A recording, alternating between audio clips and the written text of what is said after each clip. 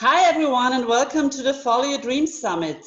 My name is Alexandra Deubner. I'm a career coach from Austria and I did this summit actually to help you get some motivation, inspiration to find your dreams, follow your path that you always wanted to go and believe in yourself and live the awesome life you truly deserve.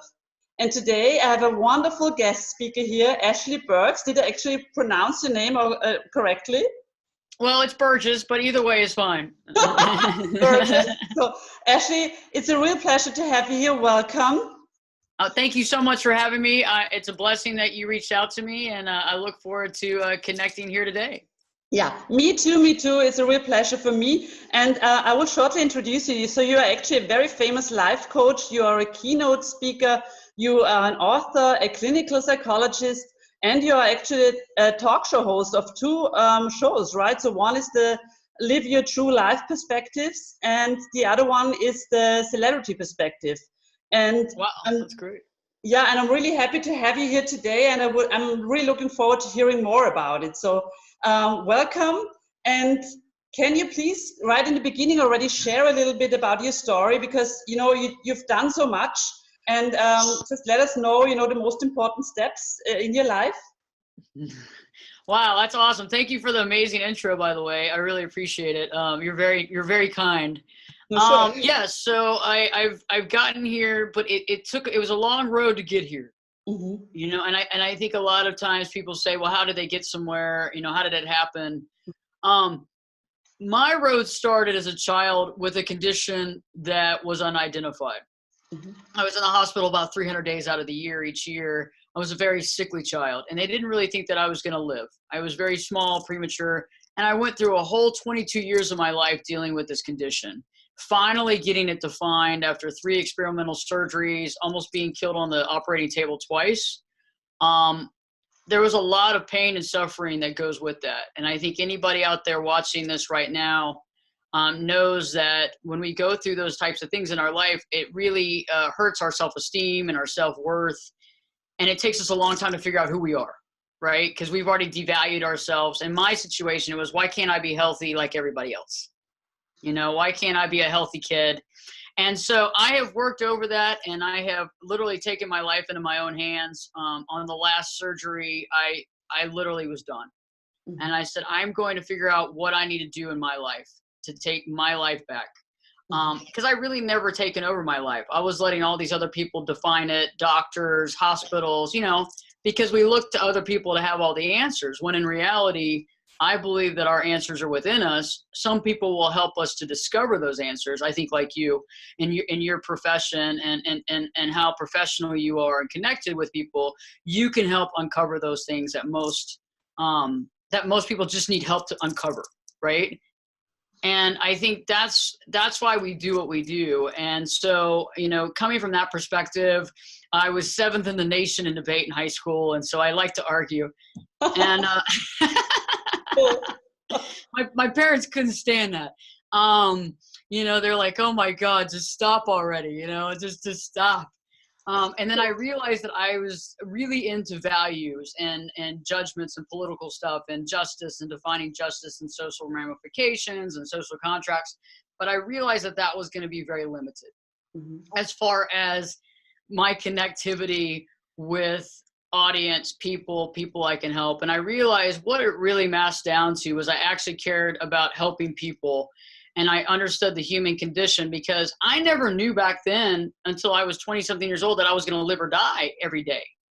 Mm-hmm. And I was always at that peril that I had to realize that if I'm going to be friends with somebody or connect with them, I'm going to learn all about them and really suck the marrow of life and get to know who they are and really care and love them, because I didn't know if tomorrow was the last time or if that day was. Wow. And so that's what I've implemented in everything I do. So I stopped doing the political stuff and I went into total therapy, psychology, and helping. And that's why I am where I am right now, is because I figured out how to do it at a young age. Most people get this information when they're older. Mm-hmm. They get cancer, heart disease, whatever it is. And then they go, what have I done my whole life? Mm-hmm. I wasn't there living. I was walking through life, not even paying attention. And so even though at the time it seemed like such a horrible thing to have, it was actually a blessing that I got this on the front end, because I learned what I had to do to live my life the way I wanted and to understand who I was. And that's what I like to do in everything I do, whether it's seeing private clients, patients, whether it's psychology or coaching or the shows. And that's just helping people find their true self. Wow. But how did you manage to survive? You know, how did you manage also from the mindset? I think that's really difficult, right? In particular because you was young also. It's really challenging because when you're different, it's hard. Right. And I think anybody watching this knows, whether it's your voice. I mean, you and I have very distinct voices, and I'm sure folks out there, whether it's your look, your voice, whatever it is that sets you apart, when we're children, the stuff that sets us apart is painful. The stuff that sets us apart it's not like they go, oh, wow, you're so unique. Here's a unique award because you're so cool, and we're going to tell you how cool it is. No, I mean, people, like, they make fun of you. You know what I mean? Or you feel out of the rest of the group. And so growing up with a condition, especially that had no name, and all I knew is I felt bad, I felt sick, that sucked as a child. Yeah. And it would suck at any age. But I think what the biggest thing is you just want to fit in as a kid. You don't want to create waves. You don't really want to be that different. You just want to fit in. You want to get in where you fit in. And so there's a lot of learning that went on as a child for me. And it really has brought me through my adulthood in a way that I find fascinating. At the time I thought was a curse is definitely a blessing. Wow. How did you actually get healthy again? Oh, well, okay. So I went through all these different doctors, did all these different procedures, and their thought process, when they finally figured out what it was that I had, they just wanted to cut it out. We're going to cut it out. We're going to go through. And I remember I went to a specialist. He was actually the chief of staff at a huge hospital. I'll leave out names at this point.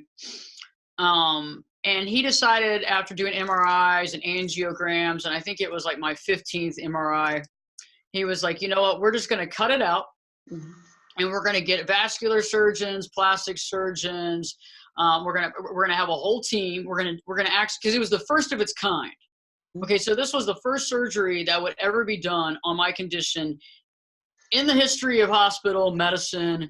And so they were going to do a big viewing. You know, I don't know if you've seen that, where they do the operation and then they have like the doctors view it. Okay. Not what you want to be. That's not what I wanted. I didn't set out in this life to be that, right? And so I agreed to it, and we went through it. We signed these documents, my mother and I. And I remember 2 weeks later, I get a call from the physician's doctor's office, from one of the front office ladies. And she's like, we need you to come in. We need to talk with you. So my mother got in the car and drove me over there. And we got there, and I thought I was going to see the doctor, and they said, hey, here's your file. And the file was like, that thick. And they said, so you can take that now, and we're not going to do the surgery.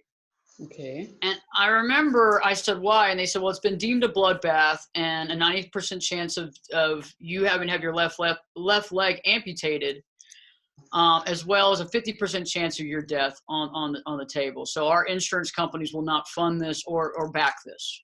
Wow. And I remember that like it was yesterday, because when my mom and I walked out of that hospital, we all have those memories when we're young that we remember like we could taste it. You know what I'm saying? And we were walking out, and as we're walking out, my mom was looking at me, and I looked down at the ground because I was crying, and I didn't want my mom to see me cry, because I was trying to keep, solid for my mom. I remember like it was yesterday. Well, as you go through the process, so I went through different doctors and trying to figure it out. And eventually it hit me after the last surgery, and they had caused thrombosis throughout most of my body, and they were trying to kill it with ethanol alcohol, this mass that I have. I said, you know what? I went back up for another surgery. They said it's going to be every 9 weeks for maybe 52 surgeries. The good Lord hasn't told us. I have a venous lymphatic malformation, so I have one of the largest ever seen. And so when I went back up there again, I saw all these people in the waiting room. And there's not a lot because a lot of people don't have it. It was like 180 people diagnosed at that time in the world. Oh.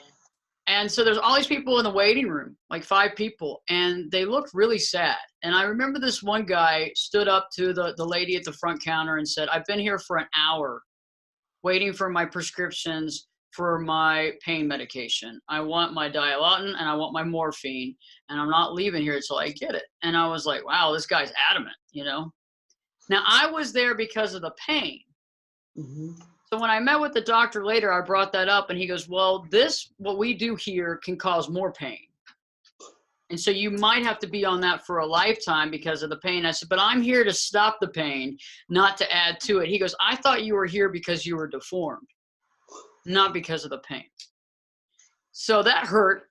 Mm-hmm. And I remember I walked out of there and I took a long walk, and I said, I'll be back and I'll come back and I'll schedule the next surgery. I'm just going to take a walk and I'll be back. I never walked back in that office. It was in Colorado. I drove all the way back from Colorado to Dallas. Okay, period. Very interesting scenario. That's when I realized that the system wasn't helping me. And that's when I realized, and you can fill in the gap on system of anything you want to feel like. It could be any system, whatever that is. It wasn't helping me, and I had to learn how to help myself. And so I figured out how to live with my condition mm-hmm. and how to take care of my body. I started working out slowly. I mean, I had a handicap sticker on my car. I started working out slowly, taking care of my diet. I started eating differently. I cut out all meat, all chicken, all pork, and various things. And I really got my body to where it needed to be. And then I remember my doctor, my general practitioner, called me and said, hey, your handicap sticker is about to come up. Let's get you a one that doesn't expire. Mm-hmm. And I said, no, I'm not going to have a lifetime handicap sticker. I said, just get me one more year. And he goes, you do this every year, one more year. And I said, let me do it. So I went in, I got the 1 year pass, and that's it. And I'll knock on something, but that was the last I had to have a handicap sticker. I could actually walk to stuff. I could actually get to events, because before I couldn't go if you couldn't park in handicap because you had too much walking, like a concert or something like that. And I took my life back. Wow. And I realized I didn't have to deal with that any longer, that I actually had power mm-hmm. that I didn't even know I had. Mm-hmm. And I think that when you talk about it in health terms, people don't realize that they do have power, our mind, our body, spirit, to overcome what we need to. Sometimes we do need help with a physician, mm-hmm. but sometimes when we actually work to better our own life first and figure out the power we have, there's a lot of things that we can live with that we would have further prior thought we could never have lived with before. Wow, what a story! How do you actually manage to, or what advice would you give people to regain the power over their lives? Well, I think first off, you have to realize you have it. First off, a lot of us, we don't realize, one, we have the power. Mm-hmm. But I think the reason why we don't realize we have the power is because we haven't done the work to understand who we are to ourselves. Mm-hmm. The one relationship that I find constantly ignored with most of my clientele is the relationship with themselves. Mm-hmm. They'll go on dates, they'll cook, they'll clean, or they're married and they'll take care of their spouse and they'll do everything for the spouse. Mm-hmm. But when it comes to them, they give nothing. Mm-hmm. They don't get to know themselves. They don't find what they love about themselves. They don't become comfortable in their own skin. And then on top of that, they don't love themselves unconditionally. And so they're giving out all this love and support to someone else and hoping they get it back from that person. But even if they do get it back, it doesn't fill the void.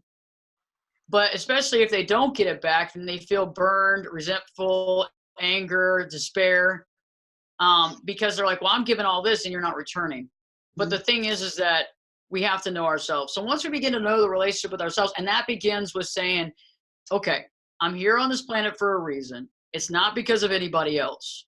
What do I have to figure out about myself now? Mm-hmm. And how do I get to learn myself, and how much time? It's like a job, right? We can't be successful at our career if we show up an hour a day. Mm-hmm. I'm sure you are the same as I. I have literally paid my dues for so long, 70-hour, 80-hour work weeks to get to where I am today. but I've also spent that much time getting to know who I am too. Mm-hmm. And that is the success. That's the Cinderella success story. It's not about all the other stuff. It's about when you can actually sit centered in yourself and say, I love myself.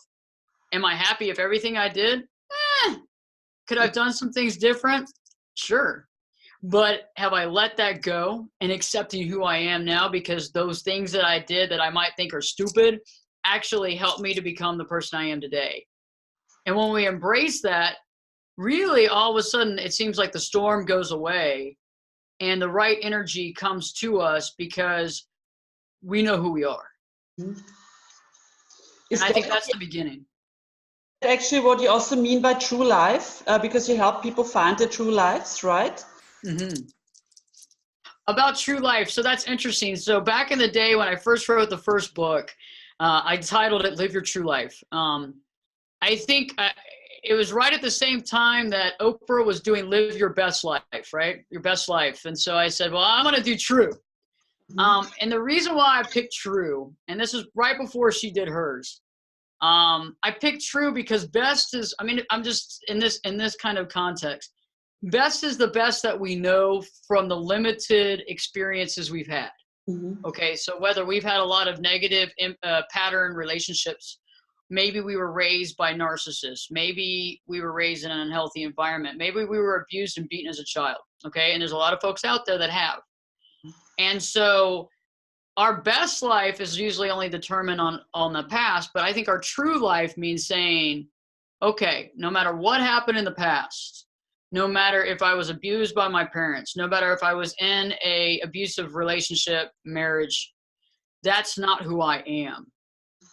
And in order to be able to overcome that abuse and those patterns, we have to find who we truly are at the core.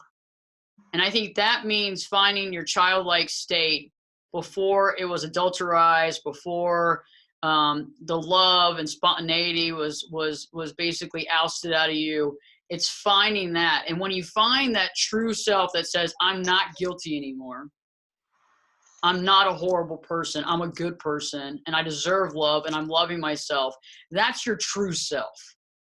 And that means you're holding yourself in a high state of consciousness, a high love, a non-conditional love, and then you see the world from there. And when you're living true, I believe that's at your highest state of consciousness, your highest understanding of what love is, and it's none of the pretense of anything exists anymore. And that's why my show is called Perspectives, Live Your True Life Perspectives, because perception is one thing. Perspective means I've gone through my past. I've realized that I'm not going to let these people define me anymore. I'm going to define me. I'm going to let go of that, and I'm going to create my own perspective based on my own knowledge and my own values outside of the way I was raised. Mm-hmm. Wow. What could be the first steps, I mean, for people who are listening now to find the true self or the true life? Well, I think the first step is to recognize that many of us don't have any boundaries with anybody we know.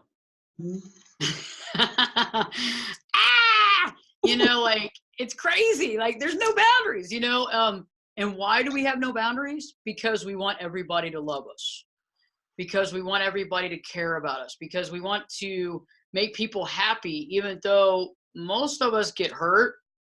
We get put on the back burner. We get manipulated. We allow narcissistic type people in our life. And then we feel like what? Like we're a doormat. So the first thing is learning what boundaries are, because most of us were never raised in a family with boundaries, okay? I mean, I look at my own family. I love them. God bless them. But there were no boundaries. And so we have to do that first. And then we have to let go of negativity and the energy suckers in our life that are literally impeding us from creating our own life that we need. And it's a two-way street, okay? We have to let them go, and we have to realize we have to let them go, but we can't run back to them. We let go of the relationship, and we're like, it was so toxic, and then a week later, well, maybe it wasn't that toxic. Maybe if I text them, they'll text me back, and we can do this whole song and dance again. And so that's the second step. You know, the third step is understanding and realizing we can define ourselves. And so that's kind of the kickoff of how to do it. And I've actually written a book that goes through process by process. It's called the 10-Day Challenge to Live Your True Life, that you can do. It goes through that whole process. Cool. So we won't give away all the 10 steps now, or the 10 days. That's great. Would fill hours, yeah. But what, because also regarding negativity, yeah, how can we stop negative thoughts? Do you have some advice on that? Good question. Yes, that's actually something that I really specialize with clients. So the first thing we have to know is, what are the thoughts? Because a lot of us have this, it's like a negative broken record, right? And it just keeps going and going. And it's like the song, you know, have you ever heard a song that keeps skipping? You know, like you walk into like a restaurant and the song's skipping or whatever, you're like, what the heck is this? Yeah, that's our head usually. And it's like 4 to 7 comments about, you know, how we're not good enough. Most of it's about self-esteem, self-worth, age, look, level of success we've defined ourselves in, that kind of sort of thing. And so first off, we have to know the negative broken record. We got to know what it says. And so you want to begin by writing that out. Like, take it out of your mind and stick it on paper. I mean, it's like going to a grocery store, right? I mean, like, you don't go to a grocery store with 7 things in your head and come out with those 7 things, right? You forget. I mean, you get like 4 of them, and then you get 2 randoms, right, that you don't need, and something at the end that catches your eye that's way overpriced. And then you get what I'm going to make, you know, but I got a big bar of chocolate that I don't need to eat. So what we want to do is we want to write those thoughts out on paper. And we want to legitimately begin to look at them and ask ourselves, are these honest, truthful thoughts? Do the thoughts hold water? Okay. So one of the thoughts that a lot of people have is, I am not lovable. Nobody's ever going to love me. Okay. I hear that at least every day in session. Is that true? Right? Is that a true statement? Is nobody ever going to love you? So we have to dissect these thoughts out scientifically. Is that real?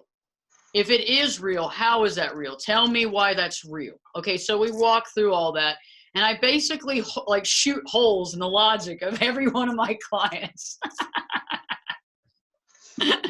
And then we begin to let these things go because they no longer serve us, because they're not true. How do you do that? What? How do you let them go? You have to actually mentally begin to let them go. So I figured out how to do this 18 years ago. Okay. I took a hiatus off, and I took a year off from dating and sex, and walked right into the fear of getting to know myself. And because I knew that if I didn't, my life would be screwed up and I'd have a lot of resentment at the end of my life. I don't want regret. So what I did is I wrote those down, and then I shot holes in all the logic behind all those. And then I realized they're not real. And I kept reminding myself they're not real. Okay. And then what I did is, when the thought would come into my mind, which it does, usually while you're driving, while you're alone, before you're about to go to bed, or right before you wake up, those are the worst times. That's why people say it's really tough. You know, it's tough in the morning times, because when they're about to wake up, they're thinking about all this stuff. So what you want to do is you want to slow down the thought enough where you see the thought. That's what I did. I slowed it down where I could see the words, where it was like, I'm not good enough, or I'm not healthy, or whatever it is. And I would actually use a mental boomerang to move the words out of my mind. And so I would see them poof out, move out. I would shoot them out, whatever it is mentally. And I would keep doing it. And so every time it came in, I'd be like, that's not true. Let it go. Not true. Let it go. I will not tell lies. Let it go. And I kept doing it so much over and over again. And I did it for a period of several months. Every single moment. You can't let one slip by. And eventually what happens is your mind gets quiet because it's like, okay, fine, I give up. And then it goes away. And then, what I like to do is then take those exact comments and write the exact positive opposite and give those to people to work on. But you can't have dog poo and add perfume on top of it. Negative comments, you can't, which is the dog poo, you can't have that and add perfume because it's just stinky. So that's what I work on with clients, and I help them remove that, and then we get clean slate, tabula rasa, and then we change the whole concept. Wonderful. Thanks so much for sharing this with us, Ashley. Really very helpful, I think. Yeah, I love the boomerang part, I have to say. The boomerang is awesome. Or like one of those Nerf things, the Nerf ball things, those work too. They're very, very useful in this, all in the mind now, all mental. Of course. Exactly. We have 5 more minutes. I just saw that, and I have a really urgent question because you're also the host, as we said before, of these awesome shows, and you're also hosting the Celebrity Perspective. And could you maybe share like 1 or 2 biggest takeaways that you've had while hosting this? Great question. Yeah, so the Celebrity Perspective on Amazon Prime, I think some of the best things first off was being able to connect with every single person that came on that show, feeling the connectivity. And we had just met maybe a few minutes before. Getty Images was shooting pictures, and so we could talk for like 3 or 4 minutes, and we connected on a soul level. The reason why I did the show is because I believe that celebrities are objectified, and I think it's stupid. But I also think that our lives are all connected. So whether it's, whoever it is that's going through something, we've probably gone through it too. So why don't we talk about it, open the lines of communication, have honesty. Let's not talk about popcorn questions and stuff that's irrelevant. Let's talk about like divorce. Let's talk about the real stuff. And having conversations with some of the folks like Greg Louganis, the Olympian Greg Louganis, who was telling me, there was a time when he went home to die when he was diagnosed with AIDS. And having that connection and really, it was funny because, I have to get real in the show because I interview them and then I switch seats with them on camera, and they can ask me anything they want, anything. And Greg asked me when I was 17, I got pulled over. I got a DWI, and in the United States is driving while under the influence. I had something to drink. And so I made a comment prior in the interview about how, quite honestly, I made a bad decision when I was young. And I told a bunch of people in a board meeting, and he's like, so when we switched, he goes, what did you tell him? And I'm like, oh my God, like, I got to say this. Like, I got to really say this. So I said, okay, fine. I was like, golly. I was like, I got a DWI. I got 2 years probation. Lost my license because I was underage. And he looked at me and he stopped for 1 second, and then he goes, you think that's a big deal? I got a DWI, and it was all in the press. Like, I couldn't even go home without like people like in my face and how a horrible person I was. And so the connection there really stuck because that solidified the fact that we've all gone through, whether it's divorce or a suicide of a loved one or the death of a loved one or the joy or the happiness of life, whatever it is, we can connect with all that. We're working on season 2 right now, actually. And so that's pretty cool. And I'm adding a roundtable discussion to it as well. Cool. So it's going to be really neat. And because I really want to take the conversation to the next level. So we start understanding our true life and realizing too that everybody has the same issues. Now let's come up with not just the issues. Let's talk about solution. Let's talk about solution and let's all talk about it. And so that's what the show is dedicated to, is solution, understanding, and connecting our society and cultures to realize we're all connected. Can't wait to see it, Ashley. Yes. This is great. Yeah. So solution oriented. I love it. Yes, very much so. Yeah. Wonderful. Unfortunately, our time is almost up. Ashley, I could have 4 hours, but you also have a freebie for our guests, right? I do.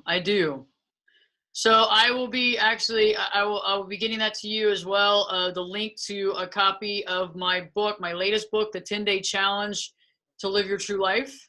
Wow. And hopefully that will help, you know, your connections, your viewers, your followers. And I think it might resonate as well. So. Thanks so much. Thanks so much. I think this is really awesome and very useful. I will read it as well, I have to say. Yeah. Yes. And thank you so much, Ashley, for your time and for all your insights and sharing your story. I highly appreciate it, and it was really lovely having you here today. Well, I'm just glad to be here, and I'm glad to connect with you, and I look forward to having you on a show of mine here in the future as well. I'd love that. We'll get you in on the radio. We'll have some fun. So we'll schedule that here in the next week and get you on, and that'll be something you can share with your followers and your friends and your colleagues. I think will be awesome too. Two dark voices. I love it. I love it. I can't wait. Me too. Thanks so much. Yeah, and really it was a pleasure. All the best to you, Ashley, and also all the best to all you listeners and watchers. Yeah, I hope you got a lot out of it. Yeah, don't forget to follow your dreams, and don't forget to download the freebie from Ashley, okay? So thanks so much, and have a wonderful day, everyone. Bye. Bye, Thank Ashley. you. Bye, y'all. Bye.